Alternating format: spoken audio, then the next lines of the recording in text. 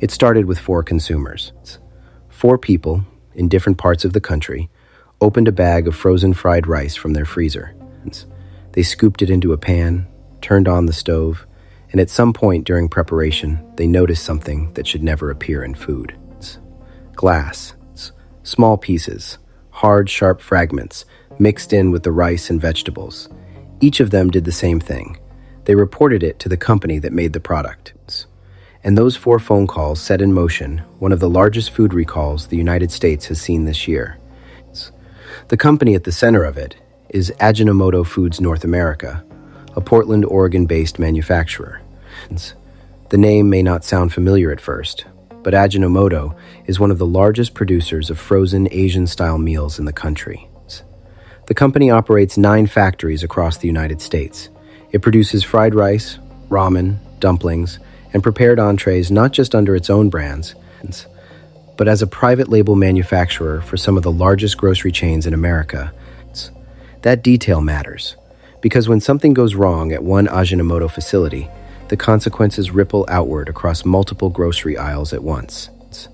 On February 19th, 2026, the United States Department of Agriculture's Food Safety and Inspection Service announced the first recall. The initial batch covered approximately 3.4 million pounds of frozen chicken fried rice. The affected items were sold under the Trader Joe's brand and Ajinomoto's own yakitori chicken with Japanese-style fried rice line. The recall covered product manufactured between September 8th, 2025 and November 17th, 2025, about a 2-month window. That was the starting point. By March 3rd, the picture had changed. Ajinomoto expanded the recall, adding more than 33 million additional pounds. The combined total reached roughly 37 million pounds. The number of affected products jumped from 2 to 16. The brands now included Trader Joe's, Kroger, Ling Ling, Tai Pei, and Ajinomoto itself.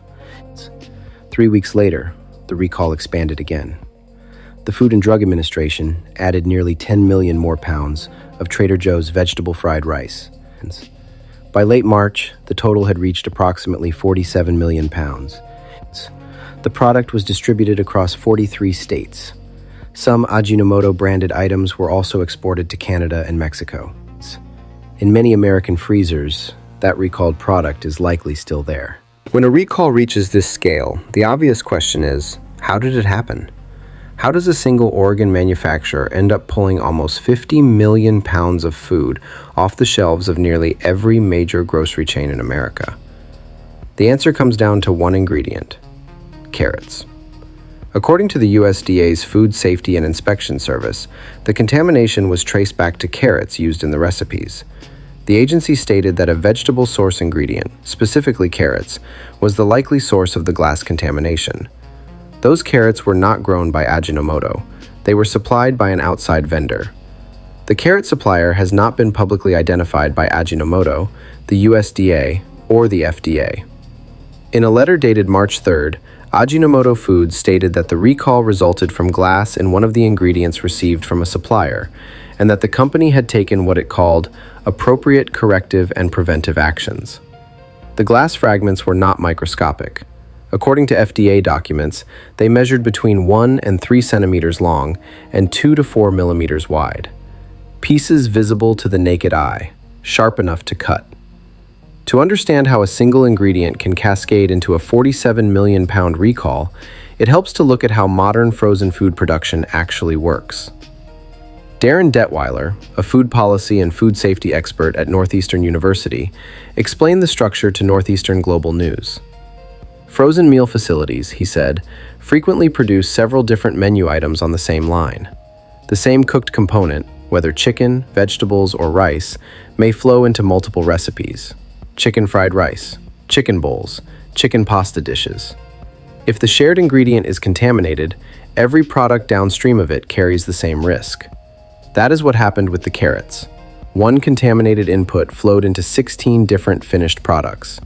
Trader Joe's vegetable fried rice, Kroger Chinese Inspirations chicken fried rice, Ling Ling restaurant-style fried rice, Tai Pei chicken fried rice, Ajinomoto Tokyo-style shoyu ramen with chicken, Trader Joe's chicken shumai, Trader Joe's Japanese-style fried rice with edamame, tofu, and hijiki seaweed.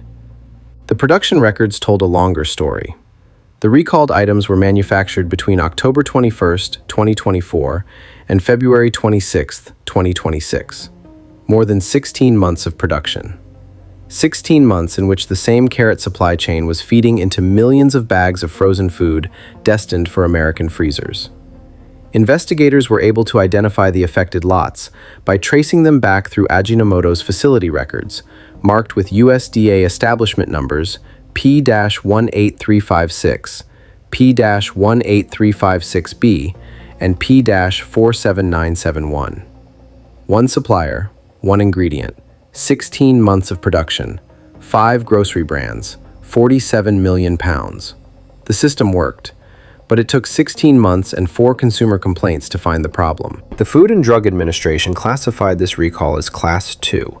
The official definition is that exposure to the product may cause temporary or medically reversible adverse health consequences, or that the probability of serious adverse health consequences is remote.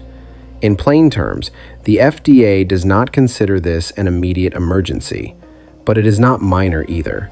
So far, no injuries have been confirmed in connection with any of the recalled products, not from the original 3.4 million pound batch, not from the 37 million pound expansion, not from the final 47 million pound total.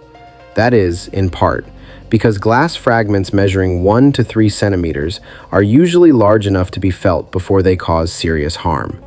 But food safety experts caution that the risk is still real. James Rogers, Director of Product and Food Safety Research and Testing at Consumer Reports, noted that fragments of this kind can cause mouth lacerations, broken teeth, digestive issues, or choking if a consumer bites into them. Detweiler, the Northeastern food policy professor, added that sharp fragments can also cut the lips, tongue, or gums, and in rare cases, cause injuries to the throat or digestive tract. The recalled products carry best by dates ranging from February 28, 2026, all the way out to August 19, 2027. Some of those bags will still be within their stated shelf life over a year from now, which means the risk window for this recall is not closing soon. Consumers are advised to check their freezers for the affected items. The recall covers products marked with establishment numbers P-18356, P-18356B, or P-47971, stamped inside the USDA mark of inspection on the package. As of March 9th, the USDA confirmed that all products with the listed lot numbers are subject to the recall, regardless of best by date. If a recalled product is found, the recommended action is straightforward. Throw it away in a secure trash container or return it to the store of purchase for a full refund. Trader Joe's has stated that no receipt is required. For most American households, this recall is also a reminder of something larger. The modern food supply chain is highly concentrated. A single Oregon factory can manufacture frozen meals for at least 5 major grocery brands at once. When one ingredient fails somewhere upstream, the consequences are felt in 43 states simultaneously. 4 consumers found glass in their food and made a phone call. That single action triggered a chain of events that pulled 47 million pounds of frozen food out of American grocery stores. The system worked, but the carrots were in those freezers for 16 months before anyone noticed.